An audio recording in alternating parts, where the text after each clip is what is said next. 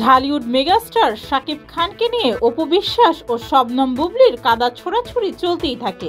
মাঝে মধ্যেই একে অপরকে ইঙ্গিত করে নানা রকমের ফেসবুক পোস্ট দেন অপু বুবলি। দুজনেই বুঝাতে চান তারা শাকিবের সাথে সংসার করছেন।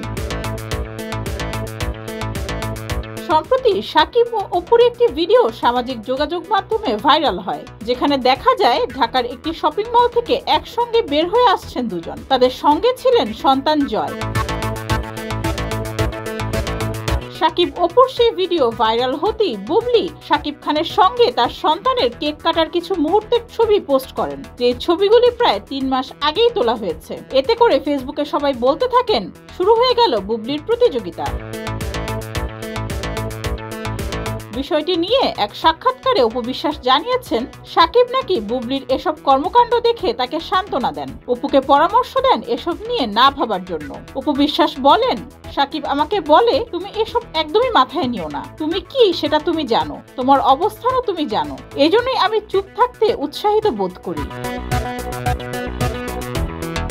এ সময় বুবলিকে খোঁচা দিয়ে অপু বলেন, সিনেমা নেই, কোনো কাজ নেই, এবারের ঈদটা ফাঁকা যাবে না, কোনোভাবেই ফাঁকা যেতে দেয়া যাবে না। তখনই আমার নামটা তুলবে, অপু বিশ্বাসের পরিবারকেই তুলবে, পরিবারকে আর ব্যক্তি জায়গায় রাখছে না।